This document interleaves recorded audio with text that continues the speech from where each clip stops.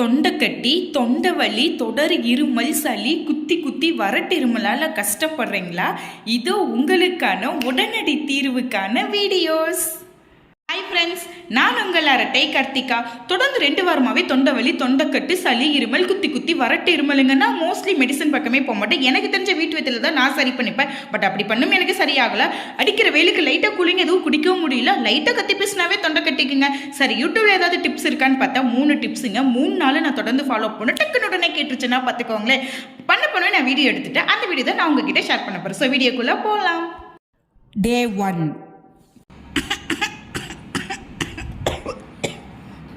இப்படி தான் இருமலால் தொண்டை வலியில் நான் ரொம்ப கஷ்டப்பட்டேன். 2 சின்ன வெங்காயத்தை எடுத்து அதை உளிச்சிக்கணும். அதை அப்படியே வாயில் போட்டுக்கணுங்க. மெல்ற சவுண்டு கூட கேட்கும் பாருங்கள். இது உண்மையான வீடியோ, லைவாக செஞ்சு காமிச்சேன். 10 நிமிஷம் மென்னுக்கிட்டே இருக்கணும். மணி 9:45. மெல்ல மெல்ல பார்த்திங்கன்னா அதில் இருக்கிற கேஸு நம்ம தொண்டையில் இருக்கிற கிருமி எல்லாத்தையும் அழிச்சிடும். எனக்கு வந்து சொதனை வெங்காயம் துளிச்சாவே கண்ணிலேருந்து தரத்தரையே தண்ணி வந்துடும். இதில் வேறு நான் சாப்பிட்டுட்டு இருக்கிறேன். எப்படி இருக்கும், பட் சீக்கிரம் நல்லாகணும் இல்லையா? இன்னும் 5 நிமிஷம் தான் இருக்குது. அது அப்படியே தான் வச்சுட்ருக்கேன். இன்னும் நான் முழுங்கவே இல்லை.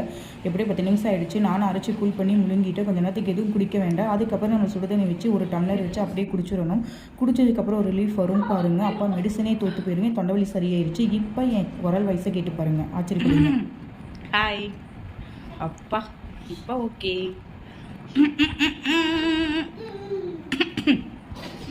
இதை நான் ஒரு நாளைக்கு 2 டைம்ஸ் செஞ்சேன். உடனே தொண்டை வலி சரியாயிருச்சு. நீங்களும் ட்ரை பண்ணி பார்த்துட்டு கமெண்ட் பண்ணுங்கள். எல்லாத்துக்கும் ஷேர் பண்ணுங்கள். Day 2.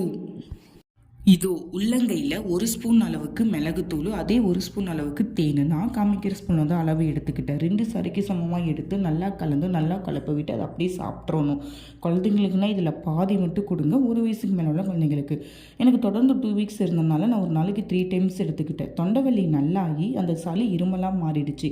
இது சாப்பிட்டதுக்கப்புறம் அந்த கரகரப்பு அந்த சளி இருமலெல்லாம் சரியாயிருச்சு. நீங்களும் செஞ்சு பாருங்கள். நல்லாயிருச்சுன்னா எல்லாத்துக்குமே ஷேர் பண்ணுங்கள்.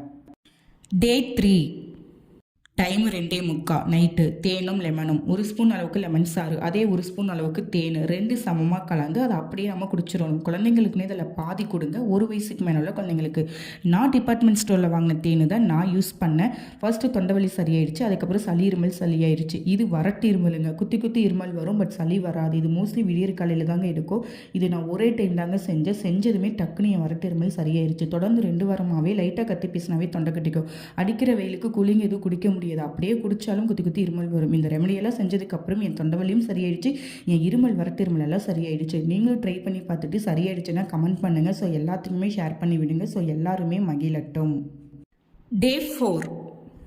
என்ன ஃப்ரெண்ட்ஸ், வீடியோலாம் பார்த்துருப்பீங்க. என்னடா எவ்வளோ ஐஸ்கிரீம் விடாமல் அங்கே 3 நாள் தொடர்ந்து செஞ்சு 4 நாள் சரியாயிருச்சு இல்லை? நமக்கு ஒரு விஷயம் பண்ணி நல்லா இருந்துச்சுன்னா அது எல்லாத்துக்குமே ஷேர் பண்ணி. ஸோ அந்த ஹாப்பியில் தான் நான் ஐஸ்கிரீம் சாப்பிட்டு வீடியோ பண்ணுறேன். இது எல்லாமே தத்ரூபான்னு ஒன்று நான் லைவாக செஞ்சு காமிச்சிருக்கிறேன். இதை நீங்களும் ட்ரை பண்ணுங்கள், கமெண்ட் பண்ணுங்கள், சப்ஸ்கிரைப் பண்ணிவிடுங்க. பாய்.